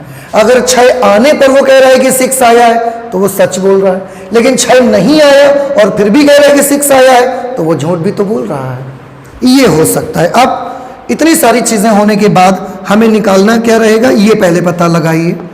अब इन्होंने देखो कहा है कि वह एक पासे को उछालता और बताता है कि उस पर आने वाली संख्या 6 है। मतलब ये हमें पता लग गया है कि उसने बताया कि 6 आ गया है। तो जब व्यक्ति ये बताता है कि 6 आया है, उस घटना को हमने ए से माना है, तो ये बात तो हमको पता लग गई कि उस आदमी ने बोला है कि 6 आ गया, ये बात हमको ज्ञात है। अब इसकी प्रायिकता ज्ञात कीजिए कि पासे पर आने वाली संख्या वास्तव में 6 है। पासे पर आने वाली संख्या वास्तव में 6 है, इसकी घटना को E1 से लिख रहे हैं, तो इसकी प्रायिकता हमको चाहिए। आदमी ने बोला कि पासे पर 6 आया, ये बात हमको पता है, उन्होंने बता दिया, बताता है कि उस पर संख्या 6 है, तो वास्तव में ही 6 आया होगा, इस बात की प्रायिकता क्या होगी, तो E1 की प्रायिकता क्या होगी, ये आपको पता लगाना है। अब इसके लिए सूत्र क्या बनेगा, probability of E1 upon A, formula बनेगा probability of E1 into probability of A upon E1 upon probability of E1 into probability of A upon E1 plus probability of E2 into probability of A upon E2। बस इतने से फॉर्मूले से ही हमारा काम चल जाएगा। सबसे पहले वैल्यूज में निकाल के दे देता हूं आपको। Probability of E1, probability of E2, probability of A upon E1 और probability of A upon E2। सबसे पहले बात आती है E1 घटना क्या है, वास्तव में 6 आने की घटना। तो वास्तव में 6 आने की प्रायिकता क्या होगी, पासे पर 6 आने की प्रायिकता होगी 1/6। E2 है वास्तव में 6 ना आने की घटना, तो P ऑफ E2 का मतलब है 6 ना आने की प्रायिकता, पासे पर 6 ना आने की प्रायिकता 5/6 आएगी। E अपॉन E1 का मतलब है आदमी ने कहा कि 6 आया है, मतलब E1 ये लिखा हुआ है। फिर से E1 हमको ज्ञात है, मतलब पासे पर वाकई में 6 आया, ये हमको मालूम है। ए की प्रायिकता, तो व्यक्ति ये बताए कि 6 आया, इस बात की प्रायिकता। पासे पर वास्तव में 6 आया है, ये चीज हमें पता है। अब हम वेट कर रहे हैं कि वो आदमी भी कहे कि 6 आया है, इस बात की प्रायिकता। तो पासे पर वाकई में 6 आया है, हम वेट कर रहे हैं कि आदमी बोले कि नहीं 6 आ गया है। इसका मतलब क्या निकलता है, इसका मतलब वो आदमी सही बोले, हम इसका वेट कर रहे हैं कि पासे पर 6 आ गया है। अब वो आदमी भी कहे कि नहीं पासे पर 6 आ गया है, इसका मतलब वो आदमी सच बोले, इस बात की प्रायिकता। वो आदमी सच बोले, इस बात की प्रायिकता होगी 3/4। यहां से और ज्यादा क्लियर होगा। E2 ज्ञात है, मतलब पासे पर 6 नहीं आया है। E2 ज्ञात है, मतलब 6 नहीं आया है, पर फिर भी वो आदमी कह रहा है कि 6 आया है। एक इसको रिप्रेजेंट करता है, व्यक्ति द्वारा यह बतलाने की घटना के पासे पर 6 आया है। तो वाकई में 6 आया नहीं है, पर आदमी कह रहा है कि 6 आया है। पासे पर वाकई में 6 आया नहीं है, व्यक्ति कह रहा है 6 आया है, इसका मतलब व्यक्ति झूठ बोल रहा है, और व्यक्ति के झूठ बोलने की प्रायिकता 1/4 है। अब ये सारी की सारी वैल्यूज आपके साथ, सारी की सारी वैल्यूज आपके सामने हैं। Probability of E1, probability of A upon E1, probability of E2, probability of A upon E2। आप जैसे ही रखोगे सॉल्व होके आपका आंसर आ जाएगा। चलिए मैं रख देता हूं, देखिए probability of E1 upon A is equal to E1 into A upon E1, E1 into A upon E1, 1/6 गुणे 3/4, तो 3/24 आ जाएगा ये, अपॉन फिर से वही तो 3/24 प्लस E2 और इसका तो 5/24। ये देखो 3/24, इसको सॉल्व करोगे 5 3 8/24, तो ये पलट के 24/8 हो जाएगा। इससे ये कैंसिल हो जाएगा, 3/8 आपका आंसर आ जाएगा, ये प्रोबेबिलिटी आ जाएगी। ठीक है, तो ये हमने कर लिया एग्जाम्पल नंबर 21। ठीक है, आप प्लीज इसे नोट करिए। फिर एक्सरसाइज 13.3 पर आते हैं।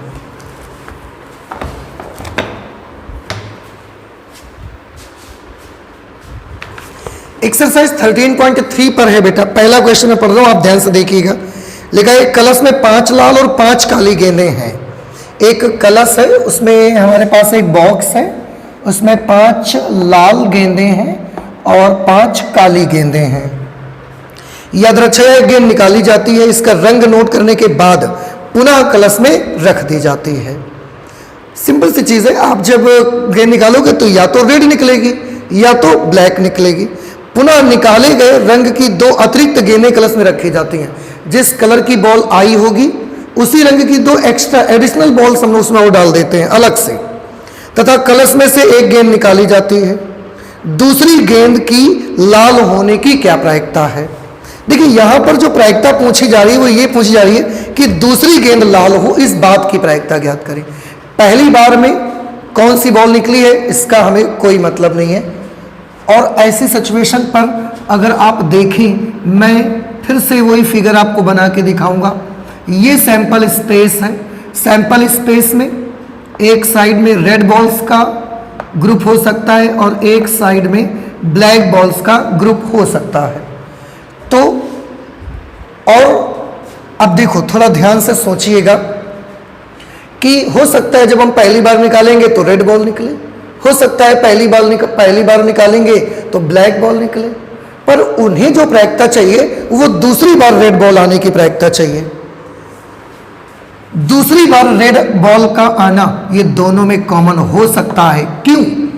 पहली बार रेड निकलेगी तो भी तो दूसरी बार रेड निकल सकती है, और अगर पहली बार रेड नहीं निकली, बाई चांस ब्लैक भी निकली पहली बार, तो भी तो बेटा दूसरी बार में रेड तो आ सकती है ना।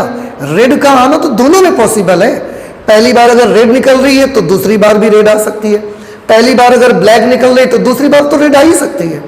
उन्हें जिस बात की प्रायिकता है दूसरी गेंद की लाल होने की प्रायिकता, तो दूसरी गेंद की लाल होने की घटना हमने ए मान लिया। यहां पर सैंपल स्पेस के 2 विभाजन है, माना E1 मान लिया।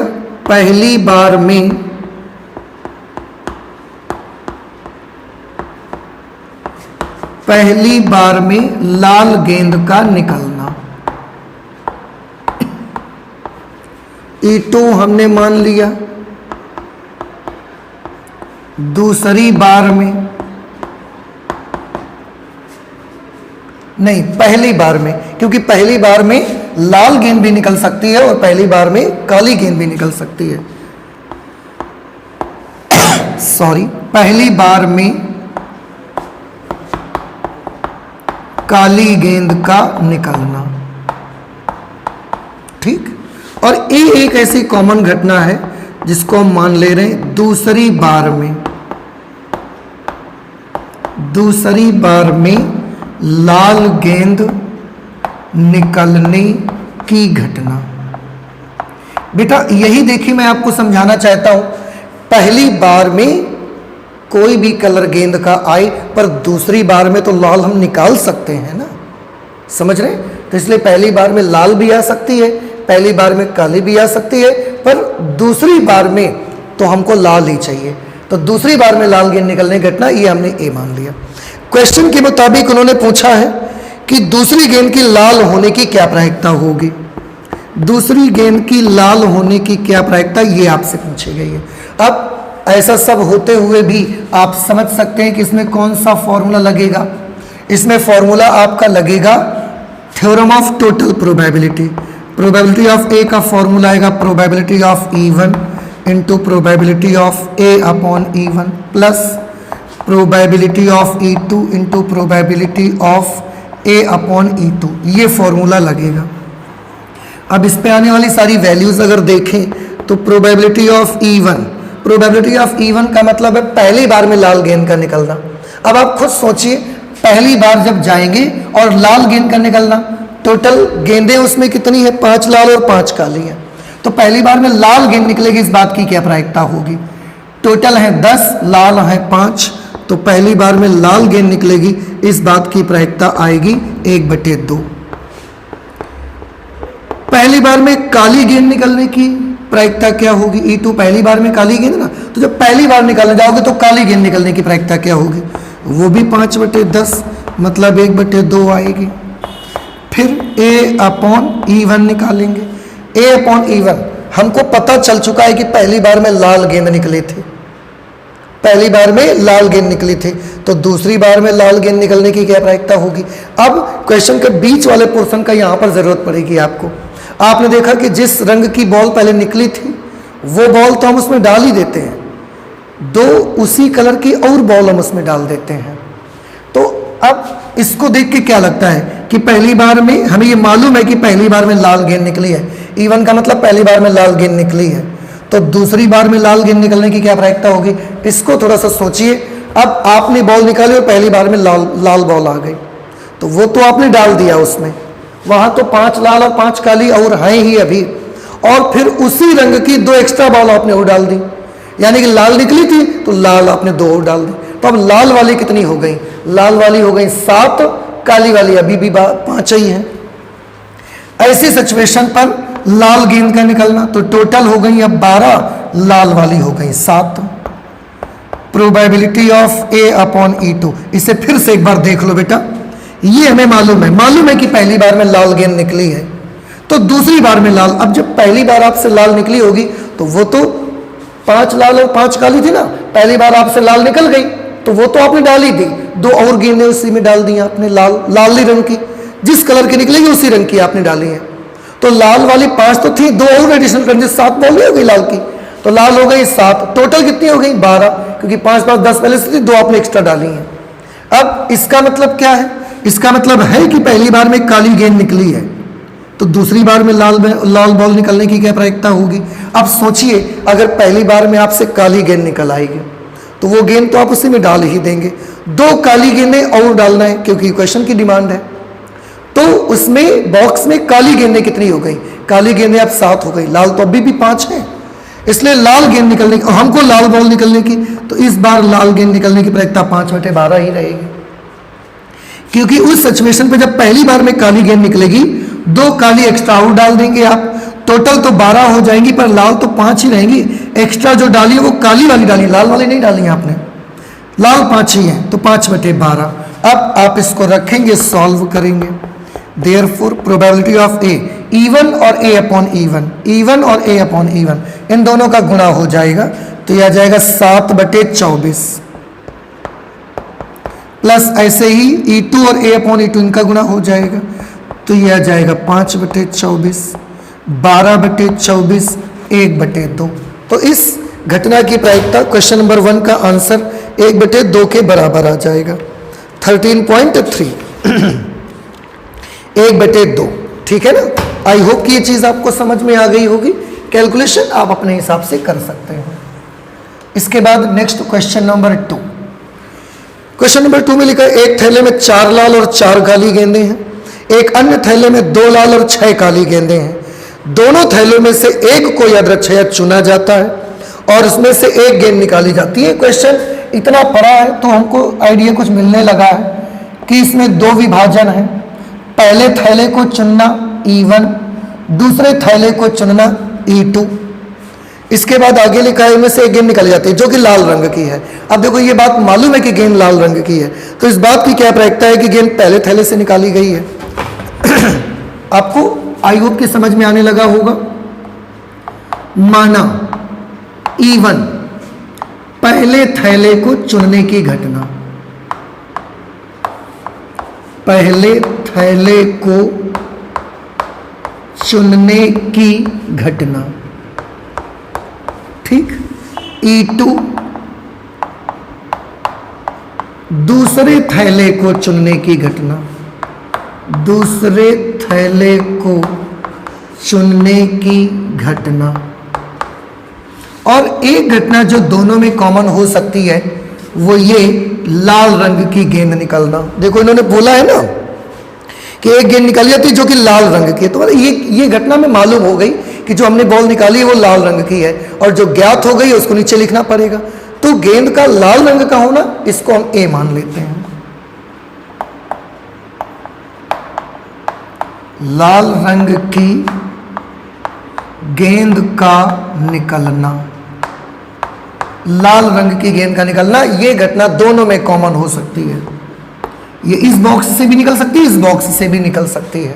अब हमको सबसे पहले मालूम करिए कि निकालना क्या है। जैसे इन्होंने बोला कि निकाली जाती है जो कि लाल रंग की है, तो जो गेंद हमने निकाली है वो लाल रंग की, हमें मालूम है। लाल रंग की गेंद हमें मालूम है, मतलब ए हमें पता है, उसको नीचे भेज दो। अब उन्होंने पूछा तो क्या प्रायिकता है कि गेंद पहले थैले से निकाली गई है, पहले थैले से निकाली गई है, इस बात की प्रायिकता पूछी जा रही है। तो E1 की प्रायिकता आपसे पूछी जा रही है।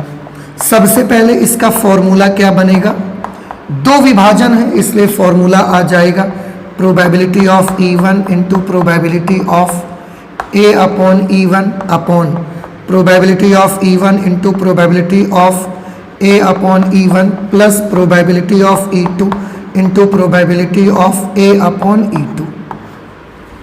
इसी फॉर्मूले पर मुझे रखना है, सॉल्व करके आंसर निकाल लेना है। अब वैल्यूज मैं बताऊं पहले। प्रोबेबिलिटी ऑफ E1, पहले थैले को चुनने की घटना, दो ही थैले हैं, दोनों में से किसी भी एक को चुनोगी उसकी घटना की प्रायिकता 1/2 ही आएगी ही। दूसरे थैले को चुनने की घटना की प्रायिकता भी 1/2 आएगी। अब A अपॉन E1, पहले थैले को चुना और उससे लाल गेंद निकाली। अब आप ये देखो कि पहले थैले में लाल गेंद 4 है और 4 काली हैं, 4 लाल गेंदें हैं, 4 ही काली गेंदें हैं। दूसरे थैले में 2 लाल हैं और 6 काली गेंदें हैं, 2 लाल हैं और 6 काली गेंदें हैं। तो E1 ज्ञात है, मतलब पहला थैले से ले रहे हैं, और A लाल रंग की गेंद, तो पहले थैले से, इसका पूरा मतलब क्या हुआ, पहले थैले से लाल रंग की गेंद की प्रायिकता, पहले थैले से लाल रंग की गेंद निकलने की प्रायिकता 4/8, 4/8। A अपॉन E2 का मतलब थैला तो हमने दूसरा चुना है पर उससे लाल गेंद आने की प्रायिकता, यानी कि दूसरे थैले से लाल गेंद निकलने की प्रायिकता, दूसरे थैले से लाल गेंद निकलने की प्रायिकता 2/8 हो जाएगी, क्योंकि लाल गेंदें 2 हैं और टोटल गेंदें 8 हैं। अब ये सारी वैल्यूज आप वहां पर लिखिए, आपको आंसर मिल जाएगा। Therefore probability of E1 upon A, मैं फॉर्मूला नहीं लिखूंगा, उसी पे वैल्यू डायरेक्ट लिखूंगा। E1 और A अपॉन E1 को गुणा करो, E1 और A अपॉन E1 को गुणा करो तो 4/8 दूना 16, ये आ गया, अपॉन ये 4/16 तो यहाँ पर भी आएगा, प्लस E2 और A अपॉन E2, E2 और A अपॉन E2, 2/8 दूना 16, 2/16, 4/16 बटे 4 2 6/16, 16 से 16, 2 दूना 4, 2 3 6, 2/3, ये बेस थ्योरम से इसका आंसर आ जाएगा। आप आंसर चेक करिए तो 13.3 में सेकंड क्वेश्चन है 2/3, ठीक है। आप प्लीज इसे नोट कर लीजिए, इसके बाद थर्ड क्वेश्चन सॉल्व करते हैं। क्वेश्चन नंबर 3 है बेटा, लिखा हुआ है, यह ज्ञात है कि एक महाविद्यालय के छात्रों में से 60% छात्रावास में रहते हैं और 40% छात्रावास में नहीं रहते हैं। पूर्ववर्ती वर्ष के परिणाम यह सूचित करते हैं कि जो छात्रावास में रहने वाले छात्र हैं उसमें से 30% और जो छात्रावास में नहीं रहते हैं उनमें से 20% छात्रों का A ग्रेड मिला है। वर्ष के अंत में महाविद्यालय के एक छात्र को यादृच्छया चुना गया और यह पाया गया कि उसे A ग्रेड मिला है। ये पाया गया कि उसे ए ग्रेड मिला, ये बात हमको मालूम हो गई, तो इस बात की प्रायिकता क्या है कि वो छात्रावास में रहने वाला है। अब देखिए इतना क्वेश्चन पढ़ोगे ना, आपको अगर आपको एक बार में नहीं समझ में आता आप दूसरी बार पढ़िए, दूसरी बार में नहीं आता तीसरी बार पढ़िए, आप क्वेश्चन को मल्टीपल टाइम्स में पढ़िए, एक से ज़्यादा बार पढ़िए, आपको सारी बात समझ में आ गई होगी। मैंने जब एक ही बार पढ़ा तो मुझे बात समझ में आ रही धीरे धीरे कि यहाँ पर जरूर दो प्रकार के छात्र हैं उस महाविद्यालय में, एक वो जो छात्रावास में रहते हैं और एक वो जो छात्रावास में नहीं रहते हैं। पर ए ग्रेड छात्रावास में रहने वालों और छात्रावास में न रहने वालों दोनों को भी मिल सकता है। तो ए ग्रेड का मिलना ये कॉमन इवेंट है। छात्रावास में रहना और ना रहना ये सैंपल स्पेस के दो विभाजन है। तो अब हम इसको बना लेते हैं, यहां पर दो विभाजन, एक E1 से रिप्रेजेंट कर रहे हैं, दूसरा E2। और आप समझ रहे हैं कि E1 को क्या मानेंगे हम, माना E1 छात्रावास में रहने वाले छात्र को प्रदर्शित करता है E1, और E2 छात्रावास में न रहने वाले छात्रों को प्रदर्शित करता है ये E2। और A है छात्र को ए ग्रेड मिलना, छात्र को ए ग्रेड मिलना, ये दोनों में हो सकता है। जो स्टूडेंट्स छात्रावास में रहते हैं उनको भी ए ग्रेड मिल सकता है, जो नहीं रहते हैं बाहर रहते हैं अपने घरों में उनको भी ए ग्रेड मिल सकता है। ये दोनों में कॉमन है। प्रोबेबिलिटी हमें किस चीज़ की पता लगानी है, तो आप देखिए ध्यान से समझिए, लास्ट पार्ट पढ़िए, लिखा गया है या पाया गया कि उसे ए ग्रेड मिला है। जो एक स्टूडेंट हमने सेलेक्ट किया था, हमें पाया कि वो स्टूडेंट को ए ग्रेड मिला है, ये बात हमको मालूम हो गई। ए ग्रेड मिला है इसका मतलब ये चीज़ हमें ज्ञात हो गई। तो प्रायिकता आपको किस बात की चाहिए, तो इस बात की क्या प्रायिकता है कि वह छात्र छात्रावास में रहने वाला है, वह छात्र छात्रावास में रहने वाला छात्र है, इस बात की प्रायिकता आपको मालूम करनी है। ए ग्रेड मिला है ये मालूम है, तो छात्रावास में रहने वाला छात्र है, मतलब E1 की प्रायिकता पता लगाओ। अब आप समझ सकते हो कि इसमें कौन सा फॉर्मूला लग जाएगा, बेस थ्योरम लगेगी, probability of E1 into probability of A upon E1, probability of E1 into probability of A upon E1 plus probability of E2 into probability of A upon E2। ये formula लगेगा और solve होकर answer निकाल सकते हैं हम। अब probability of E1 निकालना पड़ेगा। प्रोबेबिलिटी ऑफ E1 का मतलब क्या है, छात्रावास में रहने वाले छात्रों की प्रायिकता। आप देखिए क्वेश्चन में लिखा है महाविद्यालय के क्षेत्र में 60% छात्र छात्रावास में रहते हैं, तो छात्रावास में रहने वाले बच्चों की प्रायिकता क्या है, 60%। 60% मतलब 60/100। दूसरा, छात्रावास में न रहने वाले छात्रों की प्रायिकता 40% है, 40/100। 40% छात्रावास में नहीं रहते हैं ना, तो छात्रावास में न रहने वालों की प्रायिकता 40% है।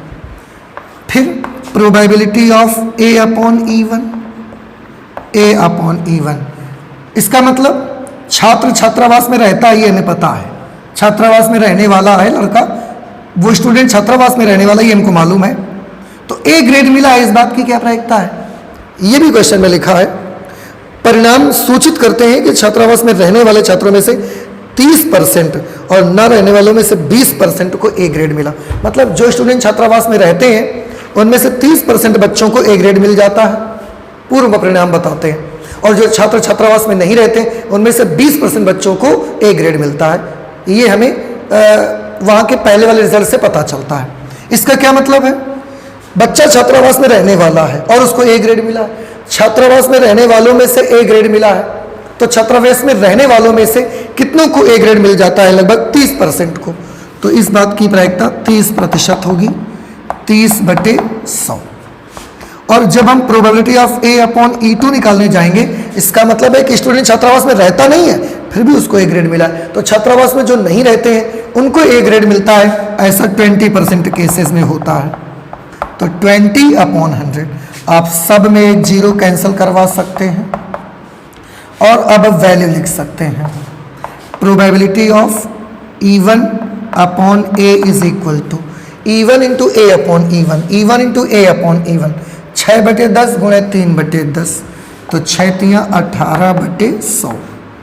यहाँ पर भी 18/100 आएगा क्योंकि सेम टर्म ये है। इसको देखिए 4/10, 2/10, आप सॉल्व करोगे 8/100, तो ये 18/100।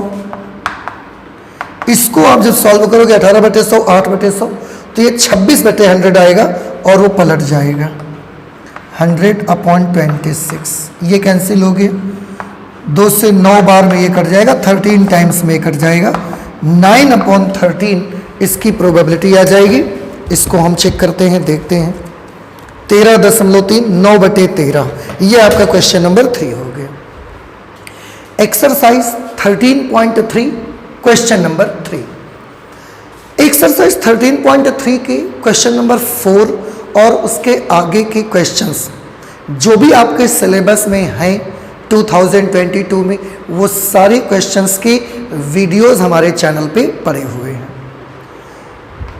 क्वेश्चन या आपका जो प्रोबेबिलिटी की स्टार्टिंग से लेकर और 13.3 के क्वेश्चन नंबर 3 तक, ये अभी तक आपके हमारे चैनल पे नहीं पढ़े हुए थे, तो ये हमने आपको क्लियर कर दिया है। और रही बात 13.3 के क्वेश्चन नंबर 4 से उसके आगे का जो पोर्शन 2022 में आपके सिलेबस में है मैथमेटिक्स में, वो उसके सारे के सारे वीडियोस, सारे क्वेश्चंस हमारे चैनल पर पड़े हुए हैं। आप वहाँ पर जाके 13.3 के 4 नंबर से आगे आप वहाँ पर मिल जाएंगे आपको क्वेश्चन, ठीक है। तो बाकी की क्वेश्चंस आप वहाँ से ले लीजिए। यहाँ तक मैंने आपको समझा दिया है। एक्सरसाइज बहुत इजी होती है, थोड़ा सा केवल लॉजिक समझना रहता है, तो आप कोशिश करिए इसको समझने की। अगर किसी प्रकार की कोई प्रॉब्लम आती है तो प्लीज़ मुझे ज़रूर बताइए। इस तरीके से प्रोबेबिलिटी का पोर्शन भी आपका कंप्लीट है। आप वीडियो से हेल्प ले सकते हैं जहाँ पर भी आपको दिक्कत आती है, और प्रोबेबिलिटी में इस साल का सिलेबस कंप्लीट करा दिया गया है। नेक्स्ट क्लास में जब हम लोग मिलेंगे तो हम लोग चैप्टर 1 करेंगे। वैसे ऑफलाइन क्लास में आपको चैप्टर 1 करवा दिया गया है पूरी तरह से, जो भी सिलेबस में आपके आना है। बाइनरी ऑपरेशन सिलेबस में नहीं है, उसको नहीं करवाया गया आपको, पर चैप्टर 1 पे फिर भी हम चाहेंगे, ऑफलाइन में मैंने करवाया है, पर मैं चाहूँगा कि ऑनलाइन क्लास में भी उसके जो लेसन्स हैं उनको करवाया जाए। तो जब नेक्स्ट क्लास में हम लोग मिलेंगे तो हम लोग रिलेशन एंड फंक्शन का चैप्टर स्टार्ट करेंगे, जो कि हमारा फर्स्ट चैप्टर है। मैं फिर से बता दूं, ऑफलाइन में मैंने पढ़ा दिया है उसको पूरा, पर ऑनलाइन में क्योंकि उसका कोई वीडियो अभी तक नहीं पढ़ा हुआ है, इसलिए अब मैं नेक्स्ट क्लास में रिलेशन एंड फंक्शन का टॉपिक लेकर के आपके सामने आऊँगा, ठीक है। तो आज हम लोग मैथमेटिक्स में इतना ही रखते हैं, चलते हैं, मिलते हैं अगली क्लास में चैप्टर 1 के साथ, that is relation and function. रही बात कि सर एक्सरसाइज 13.3 में 4 नंबर और उससे आगे के क्वेश्चंस हम कैसे लगाएंगे, तो बेटा मैंने आपको पहले भी 2 बार बताया कि उसके आगे के क्वेश्चंस और उसके आगे का जो भी प्रोबेबिलिटी का सिलेबस है वो सब हमारे चैनल पर पड़ा हुआ है। आप जाइए वहाँ पर, वो वीडियोस आप देखेंगे, मिल जाएगा आपको, और उसके क्वेश्चंस आप देख सकते हैं, वहाँ से आप हेल्प ले सकते हैं, ठीक है। ओके, तो आज इतना ही रखते हैं मैथमेटिक्स में। आप अपना ख्याल रखिए। एग्ज़ाम टाइम में काफ़ी माइंड पजल रहता है, काफ़ी माइंड में भड़बड़ाहट रहती है, पर आप परेशान मत हो, आप डरे नहीं। हम सब टीचर्स और आपके पेरेंट्स, हम सब का आशीर्वाद आपके साथ में है, और आपके एग्ज़ाम बहुत अच्छे से जाएंगे, ये यकीन रखिए। आप भी खुश रहें, अपने पेरेंट्स को भी खुश रखिए, आपसे जो भी लोग जुड़े हैं उनको भी परेशान मत होने दीजिए, क्योंकि अगर वो आपको परेशान देखेंगे तो उनको भी बहुत दिक्कत होगी। इसलिए अपना और अपने से जुड़े सभी लोगों का ख्याल रखिए, खासकर पेरेंट्स का बहुत ख्याल रखिए आप लोग। तो आज इन्हीं बातों के साथ चलते हैं, मिलते हैं अगली क्लास में चैप्टर 1 रिलेशन एंड फंक्शन के साथ। Thank you.